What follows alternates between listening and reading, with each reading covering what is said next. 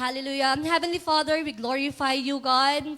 We praise you and we magnify your presence, Lord, in this place. Maraming salamat, Panginoon. Dahil praise and worship pa lang, pinaranas mo na sa amin ang presensya mo, pinaranas mo na sa amin ang pagkilos mo, Panginoon. And right now, God, as we continue to humble ourselves before you, we ask for you, God, to continue to open our hearts, touch our heart, Lord God, and prepare us, Lord, as we receive your word this night, God. Kayong kumilos, kayong mangusap, Panginoon. Ibaba mo yung lingkod, Panginoon, at ikaw lang ang makita at maitaas. May your name be glorified, God, as I preach your word, O Father. May your Holy Spirit lead us, God. In this we pray in Jesus' name. Amen. Palapakan po natin si Lord. Alam niyo po, sa buhay natin, marami tayong tao ang posibleng maka-encounter. Tama? Marami tayong mga makikilala, merong mga darating sa buhay natin para magbigay ng matinding lessons. Meron din namang dumarating sa buhay natin, pero pansamantala lang sila. Aalis din sila, iiwanan ka din nila. Meron din namang darating, tapos kasamahan tayo hanggang dulo. Gusto niyo yan? Diba? Sasamahan ka niyan hanggang dulo. Meron din namang tao na darating sa buhay mo para saktan ka. At meron ding dumarating na parang wala lang. Kumbaga parang extra lang sila sa pelikula ng buhay mo. Artista yan. Diba? Pero alam niyo po, merong mga taong darating at talagang nagdudulot to ng matinding impact sa buhay mo. Right? Pero alam niyo po, there's a man in the Bible, a man from Tarsus, a Pharisee, and he is known as a great persecutor of churches and every believer of Jesus Christ. At ito pong taong to, itong lalaking to, suddenly, he had an encounter with someone na talagang nagdulot ng matinding impact sa buhay niya. Ano nga bang nangyari dito sa tao na to? Sino ba yung naka-encounter niya? Ano bang nangyari nung na-encounter niya yung sinasabing someone na to? Diba? So let us open our Bible in Book of Acts, chapter 9. In Book of Acts, chapter 9. So if you are familiar with this chapter, you'll know that the man I was talking about is Saul. Sa Tagalog, Saul. Ayan. And si Saul po, he is also known today as Apostle Paul. So ang dati pong pangalan ni Paul, bago siya maging apostol, ay Saul. So let us read some of the passage of our text. Ayan, simulan po natin sa verses 1 hanggang 6 po muna yung babasahin natin. So sabi po dito, now, Saul, still breathing threats and murder against the disciple of the Lord, went to the high priest and asked for letters from him to the synagogues at Damascus, so that if he found any belonging to the way, both men and women, he might bring them bound to Jerusalem. Verse 3, as he was traveling, it happened that he was approaching Damascus, and suddenly a light from heaven flashed around him. And he fell to the ground and heard a voice saying to him, Saul, Saul, why are you persecuting me? And verse 5, and he said, who are you, Lord?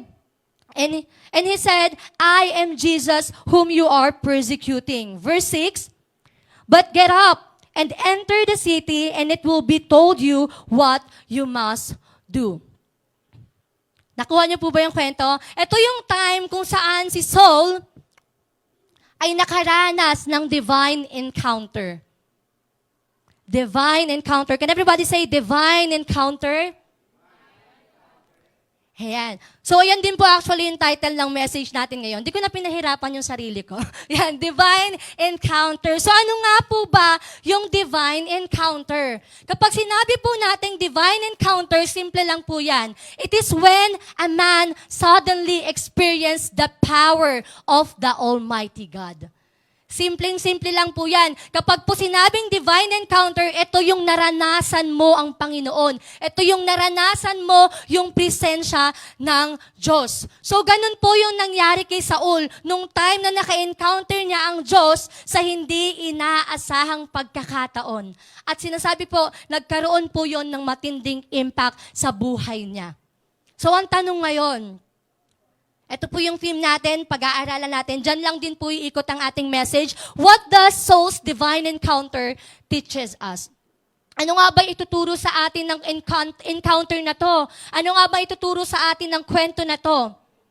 Ano nga ba yung matututunan natin dito sa naging encounter ni Saul kay Jesus Christ? So while he's on his way to Damascus, sabi nga po, meron siyang intention of bounding every believer of Jesus Christ na makakasalubong niya sa daan. Imagine, halimbawa, si Saul buhay pa ngayon, hindi pa siya si Paul. Tapos papunta tayo sa midweek service, maglalakas loob ka bang lumakad dyan sa harapan kung alam mo na si Saul, authorized siya na hulihin lahat ng mga born again? Baka lahat, yung mga born again, that time nagtatago po talaga sila. Diba? Kasi merong sulat, merong authorization letter si Saul na kapag may nakasalubong siya sa Damascus na mga mananampalataya ni Jesus Christ, pwede niyang hulihin yon. Pwede niyang kulong yon. Diba? Pero ang nangyari, suddenly, he had a divine encounter.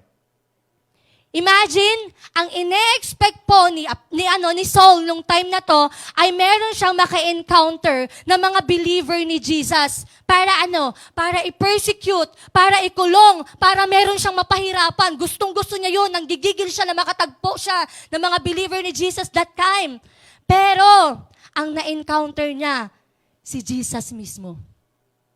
Diba? Yun po yun nangyari. Saul just had an unexpected encounter with Jesus. Sabi nga sa verses 1 to 2, nung papunta siya sa Damascus, diba? Meron siyang authorized siya to bound every man and woman na makakasalubong niya that belonged to the way.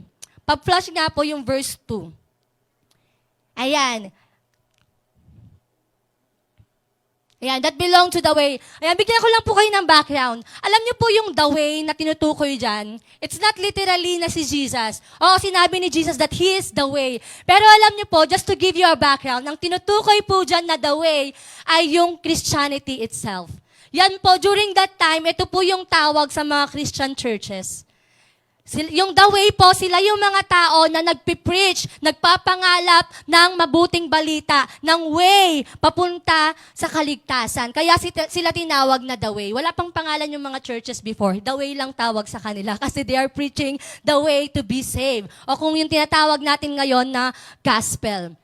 Right? So si Saul po, authorized siya na hulihin at ikulong ang sino mang makita niya na kabilang sa the way or kabilang sa mga churches. Pero habang siya ay nasa journey, dito po ay na-encounter ni Saul ang Diyos.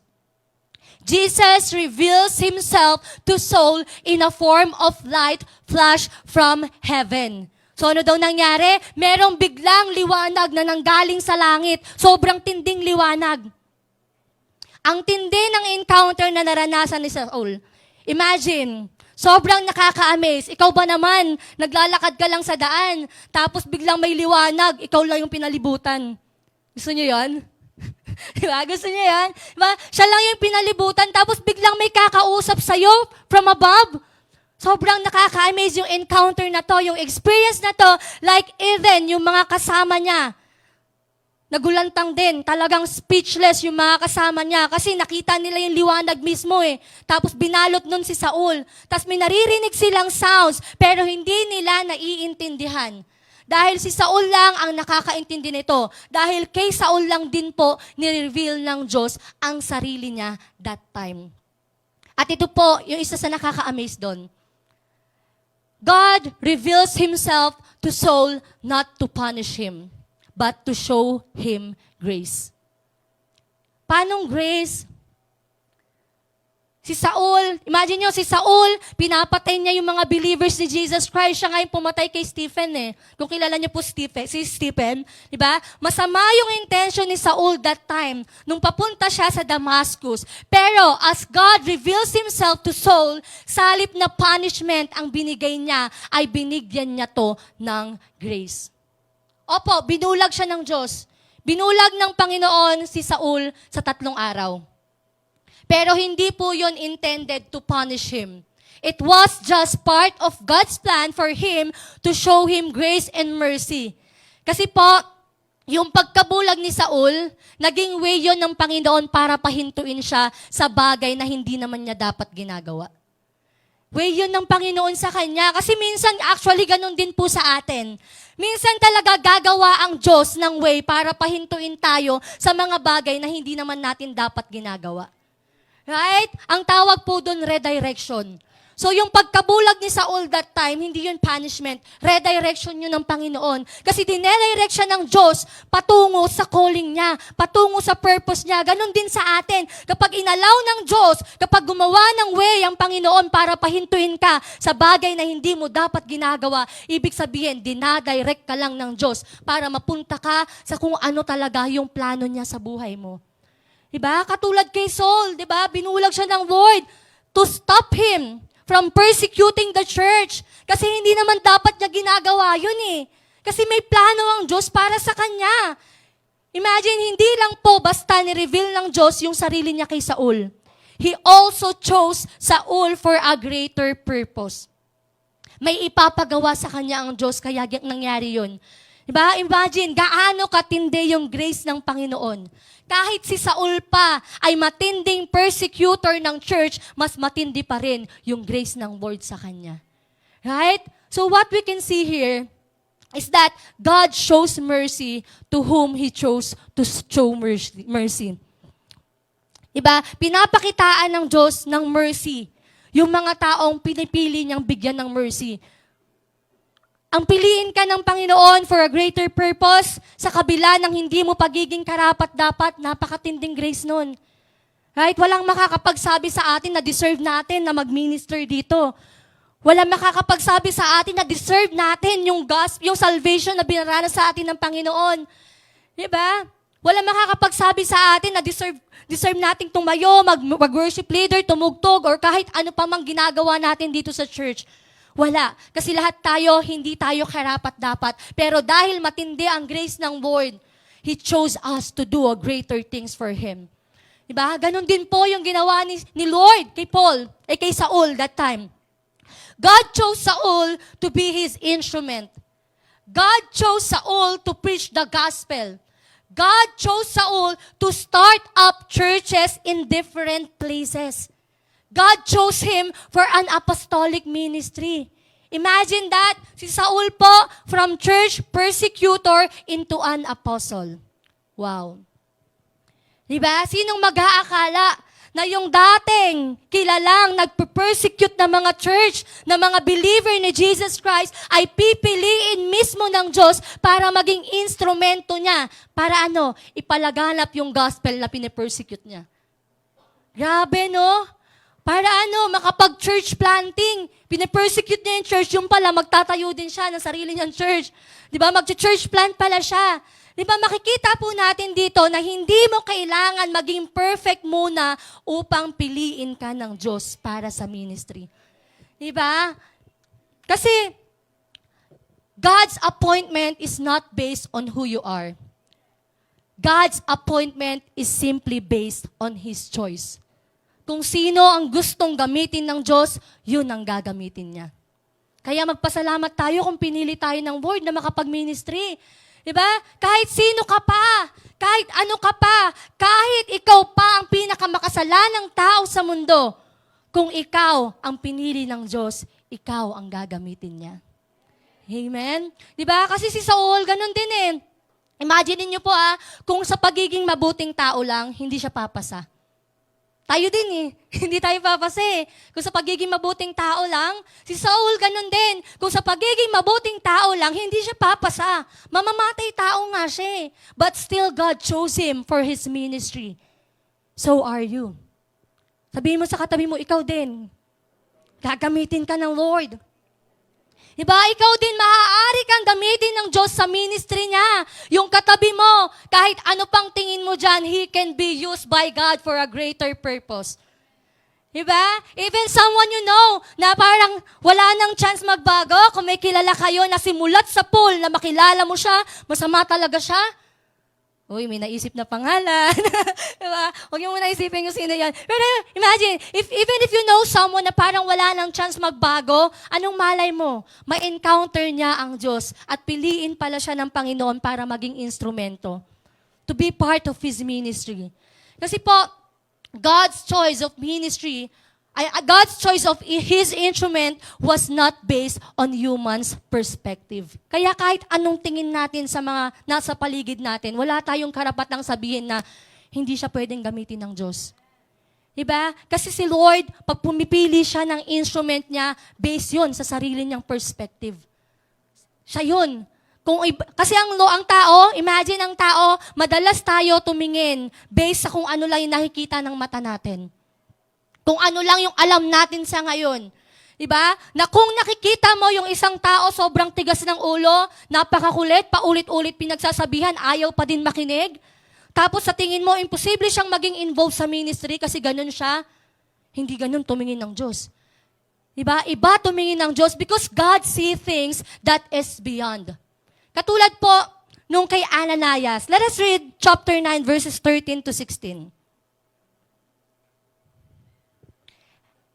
Ayan. But Ananias answered. Ito na po yung time. Si Ananias po kasi, siya yung isang disciple sa Damascus na nilapitan ng Panginoon. Na sinabihan ng Lord in a vision na puntahan niya si Saul. Kasi si Saul daw po ay nananalangin. Nag-aantay na dumating yung lalaki na nagngangalang Ananias para ilayhan siya so that he will regain his sight. So, ang nangyari po, itong si Ananias sumagot kay Lord. Lord, I have heard from many about this man, how much harm he did to your saints at Jerusalem. 14. And here, he has authority from the chief priests to bind all who call on your name. But the Lord said to him, Go, for he is a chosen instrument of mine to bear my name before the Gentiles and kings and the sons of Israel. 16. For I will show him how much he must suffer for my name's sake. Nakita niyo po yung senaryo? Si Ananias po, nung sinabihan siya ng Panginoong Diyos, napuntahan niya si Saul. Ang initial response niya, Lord, kilala ko yung taong yan eh. Meron siyang authority na kapag nakakita siya ng disciple mo, ng believer mo, ikukulong niya. Tapos pupunta ako doon? Diba? Meron siyang initial reaction na gano'n. Kasi ang nakikita ni Ananias that time, kung sino si Saul. Masama si Saul sa paningin niya. Takot siya kay Saul kasi nga, yun yung identity ni Saul sa paningin niya. Papatayin niya yung mga believer ni Jesus. Huhulihin niya yung mga believer ni Jesus. Pero anong sagot ni Jesus? Go. This man is my chosen instrument to proclaim my name to the Gentiles and their kings and to the people of Israel. I will show him how much he must suffer for my name. Ang nakita ni Ananias is a man that is murderer and a persecutor of church. But God sees a man who is going to suffer for his name's sake. Diba? Iba tumingin ng Diyos. Kaya kung feeling mo, yung katabi mo, hindi na yan magbabago, maniwala ka. Iba tumingin ng Lord. Diba? Kahit tayo, yung tingin natin minsan sa sarili natin, kala natin hanggang dito na lang tayo eh. Ito na lang tayo eh.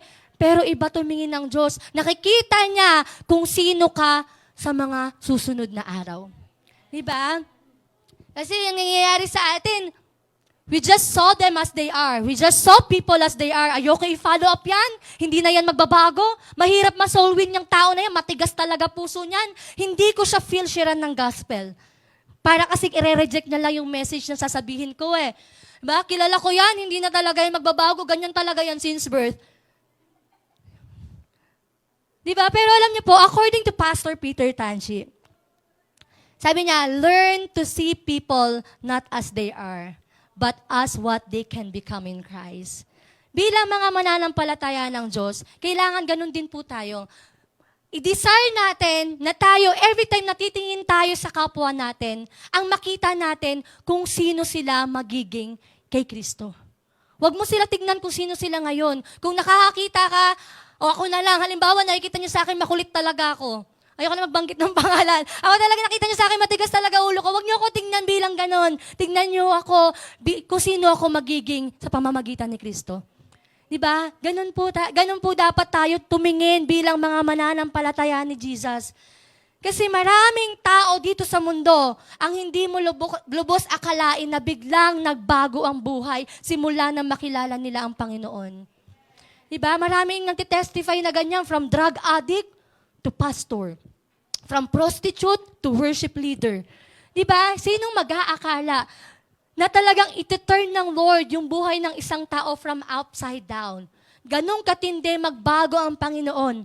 Diba? Yung akala mo, ganun na lang talaga sila, pero as they experience God, nagkaroon ng pagbabago. Katulad po ng nangyari kay Saul. God appointed Saul to be His chosen instrument, for God is about to bring great changes in Saul's life. Hindi niya pinili si Saul dahil capable siya. Hindi niya pinili si Saul dahil may puso siya sa gospel. Pinapatay nga niya yung nagpipreach ng gospel eh. Diba? Hindi pinili ng Diyos si Saul kasi karapat dapat siya that time. Pinili siya ng Diyos dahil lang sa grace. At hindi nag-hesitate si Lord sa pagpili niya kay Saul kahit ganun siya. Kasi kaya siyang baguhin ng Diyos. Right?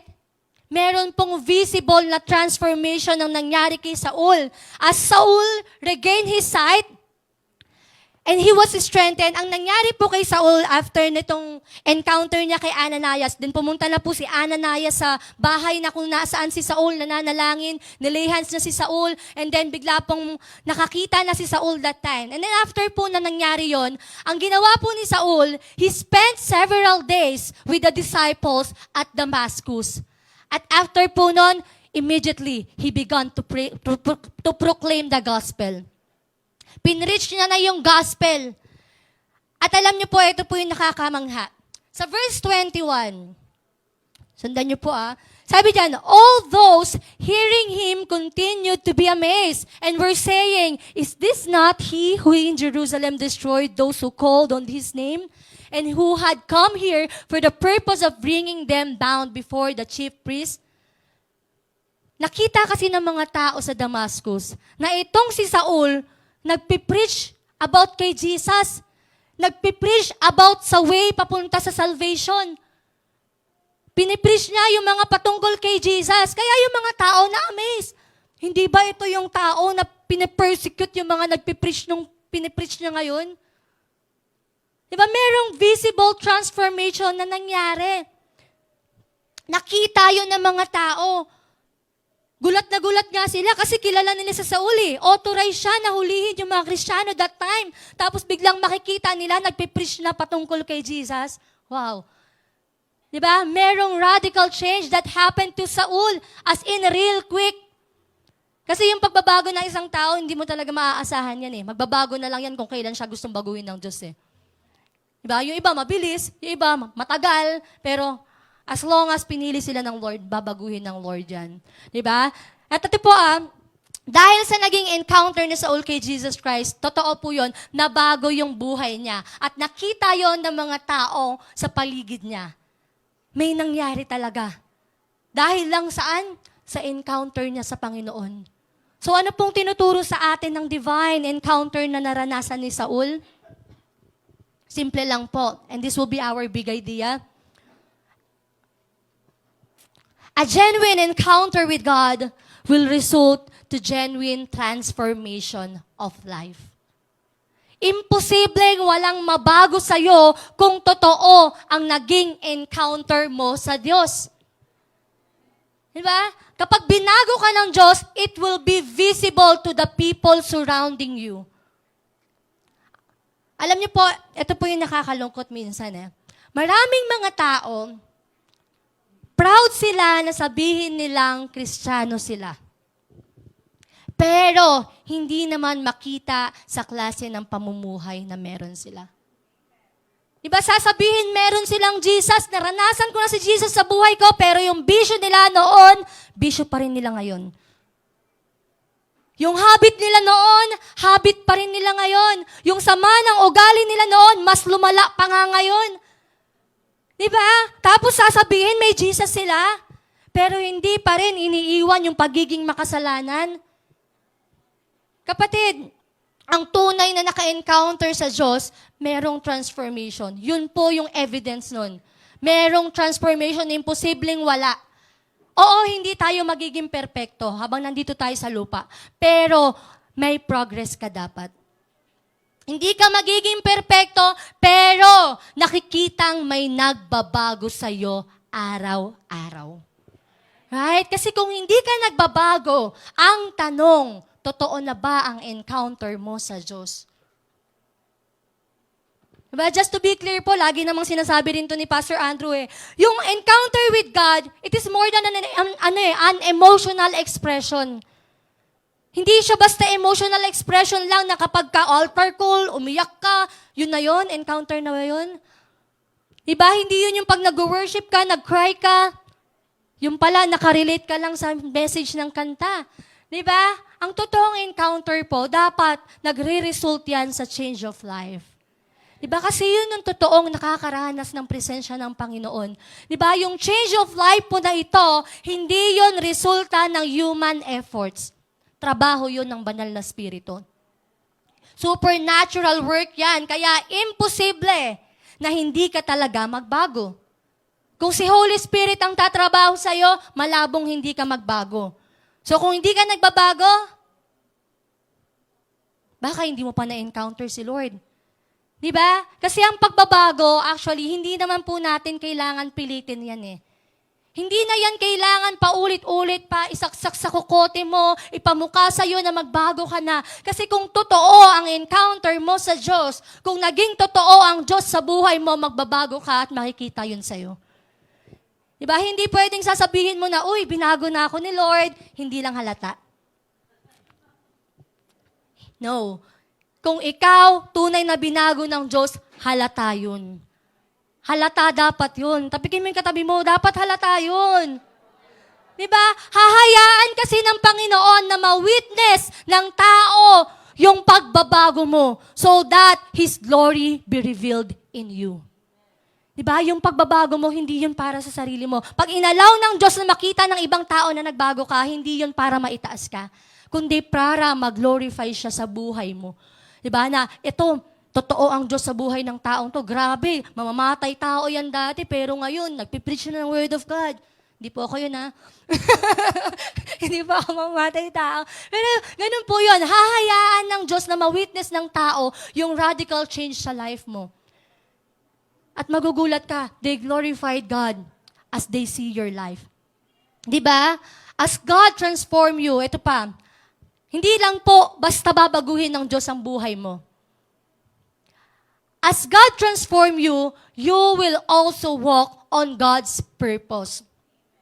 Kasama po yan sa gagawin ng Diyos sa buhay mo. Hindi ka lang basta magkakaroon ng changes, magkakaroon ka din po ng desire to be part of the expansion of His kingdom. Diba? Ipapalaganap mo ang gospel. Ikaw mismo mag-witness. Hindi ka mahihiya na i-preach si Jesus. Hindi ka ma-awkward na mapag-usapan si Jesus kahit sa simpleng conversation lang. Diba? Bakit? Kasi ikaw mismo naranasan mo ang pagkilos ng Diyos sa buhay mo. So, ba't ka mahihiya kung ikaw mismo binago ng Diyos? Bakit ka mag-hesitate na sabihin na ipakilala si Jesus sa mga friends mo, sa mga classmates mo, kung ikaw mismo naniniwala kang binago ng Diyos ang buhay mo? Right? At nilagyan ka ng Diyos sa puso mo na alam mo yung puso natin, kung talagang binago na yan ng Diyos, magkakaroon din yan ng compassion sa ibang tao. Hindi mo sosolohin yung gospel na nalalaman mo. Hindi mo sosolohin yung salvation na nalalaman mo. You will about to preach it to other people. Katulad po nung nangyari kay Saul. Diba? Yung na-encounter niya si Jesus. Nung nakakita na siya ulit, nagstay lang siya. Possibly, nagpa-disciple siya dun sa mga disciple ni Jesus that time Paano ba mag-share ng gospel? Paano ba i-preach si Jesus? Kasi after that, immediately, yun yung sabi ng word, immediately, he began to proclaim the gospel. Nilakaran niya yung purpose niya. Right? Ganon din po sa atin. Always remember that you encounter God for a purpose. Nabubulol ako. For a purpose. Diba? God is intentional in choosing you. He reveals Himself to you because He wanted you to experience His grace and mercy. He reveals Himself to you because He chose you to be His instrument. Diba? Nais kang gamitin ng Diyos sa kingdom niya. Hindi pwedeng after mong ma-encounter si Lord, after mong makapag-pray ng prayer of salvation, okay na yon. Sa bahay ka na lang, attend ka na lang ng gawain, tapos maghihintay ka na lang na bumalik na si Jesus. Hindi po ganun ang Christianity.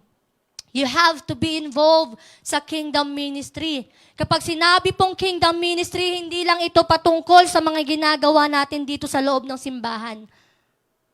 You have to preach the gospel. Lumabas ka.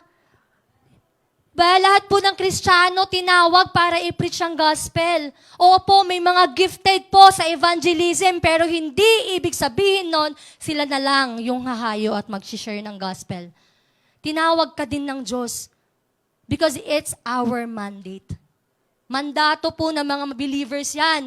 Preach Jesus. Share Jesus in any way you can. Kung nahihiya kang lumabas, mag-preach, gawin niyo yung, naalala ko yung si Kuya Eli, nag-testify siya, nag-evangelize din daw siya sa chat. Nung pandemic, tama, di ba, Kuya? Di ba, kung nahihiya ka lumabas, maglakad-lakad, o meron kang hika, di ka makalabas pag mainit, mag-share ka gospel sa chat. Lagi ka naman din naka-messenger eh. Napraning pa nga kayo kagabi nung nag-log out yung mga messenger nyo eh. Di ba? Pwede po natin i-share si Jesus sa kahit na anong klaseng paraan. Diba? Gusto mo, magsulat ka ng love letter. Lagay mo dun sa mga bahay-bahay na lagayan ng bill nila. Nakapag-share ka na ng gospel. Diba? Sulat ka ng mga letter patungkol kay Jesus, mga bagay. Alam mo yun, anyway, isama niyo si Jesus sa conversation niyo. Kahit simpleng conversation lang, maibahagi mo lang sa kanila yung testimony mo kung paano ka binago ng Panginoon. Pinipreach mo na si Jesus. Diba? Imagine, kung ikaw yung tao na nakaranas ng habag ng Diyos, matindi rin po yung desire na ibahagi mo yun sa iba. Confident ka. Magiging confident ka na i-share ang gospel. Diba? We have to point people to Jesus. Preach to them that Jesus is the only way to be saved. Diba? Kasama yan sa pagpapasakop mo ng buhay mo sa Diyos. Ang maging involved ka sa pinapagawa niya, kasama po yan. Kaya kapatid, kailangan makiisa ka. Ipasakop mo ang buhay mo sa Panginoon. Kasi habang patuloy mong pinapasakop sa Diyos ang buhay mo, patuloy din po siyang kikilos at kikilos sa'yo. Patuloy ka niyang babaguhin, patuloy ka din niyang gagamitin. Right? Kasi si Saul po, as he encountered God, nagdala yon ng great changes sa buhay niya. God used him as His chosen instrument. Nagkaroon talaga ng matinding impact yung pagkagamit ng Diyos sa buhay ni Saul sa Christianity. Right? Naipangalap po ni Saul yung gospel. Dito po sa Book of Acts, pinapakita dito kung paanong biglang rumagasa yung gospel. At isa si Saul sa ginamit niya. Maraming churches ang na-establish for God is indeed at work in Saul's life. Trumabaho ang Diyos sa buhay ni Saul. Simula nung na-encounter ni Saul si Jesus, may ginawa na ang Diyos. Diba? Ganun katindi. Yung ginawa ng Diyos sa buhay ni Saul, o mas kilala natin ngayon na Apostle Paul. Diba? Mas kilala na siya na Apostle Paul. Imagine, katulad po ni Apostle Paul, minsan din tayong naging Saul. Makasalanan, pero nakaranas ng matinding habag mula sa Diyos. Diba? God reveals Himself to us and show us His mercy as He chose us. So bilang mga tao na pinili ng Diyos at nakaranas ng pag-ibig at kapangyarihan ng Diyos, patuloy po natin na lakaran ang pinapagawa sa atin ng Panginoon. Patuloy din tayong lumakad sa landas ng pagbabago. Hayaan mong araw-araw merong ginagawa ang Diyos sa buhay mo. Hayaan mo na araw-araw binabago at binabago sa iyo ang Panginoong Diyos. Nang sa gayon, mag-glorify mo ang Diyos sa klase ng pamumuhay na meron ka. Right? Yun naman yung goal natin eh. Yung makita ng tao si Jesus sa buhay natin. Di ba? Lalakad tayo sa katwiran, hindi para maitaas tayo. Lalakad tayo sa katwiran para makita ang Diyos sa buhay natin. Right? Tandaan po natin, ang tunay na naka-encounter sa Diyos ay patuloy na nagbabago at naglilingkod. Diba? Huwag ka lang basta magbago, maglingkod ka din. Ipagamit mo ang buhay mo sa Panginoon. So let us bow our heads.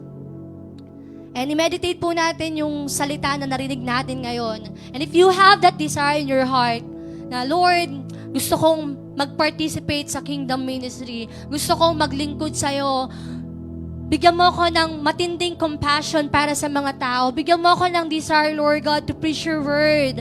Lord, bigyan mo pa ako ng desire para makapaglingkod ako sa'yo, Panginoon.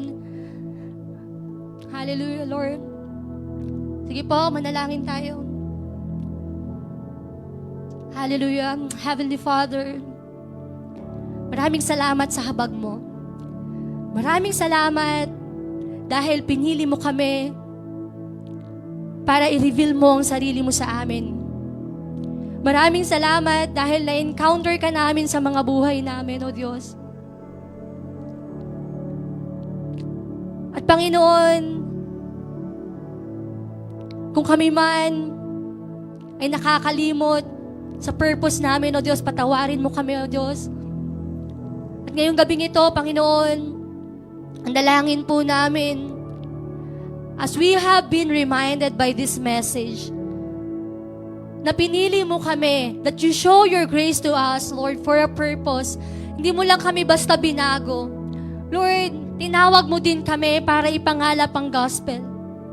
Bigyan mo kami ng desire, Lord, na magbago araw-araw at magyan mo rin kami ng desire, Lord God, na mapaglingkuran ka namin sa kahit na anong paraan, O Diyos. Especially, Lord, sa aming mandato bilang mga Kristiyano. Nabigyan mo kami, Panginoon, through the power of your Holy Spirit, ng lakas ng loob para ibahagi ka namin sa iba. At ngayon din, Panginoon Diyos, dinadalangin ko na ang bawat isa po na nakarinig ng mensaheng ito, patuloy, Panginoon, na ma-meditate namin ito sa araw-araw ng buhay namin. Hayaan mo nga, Panginoon, that as we recall on how you have been faithful and gracious to us, kung paano mo kami, Lord, na binago, paano mo kami niligtas from being makasalanan, Lord God. Hayaan mo, Panginoon, na maging response namin sa iyo, God, ay yung buhay namin na lumalakad sa katwiran mo, yung buhay namin na nagpapasakop sa iyo, yung buhay namin na willing maglingkod sa iyo. Maraming salamat po, Panginoon. Ito po ang aming dalangin sa pangalan ni Jesus. Amen. Palakpakan po natin ang Panginoon Diyos.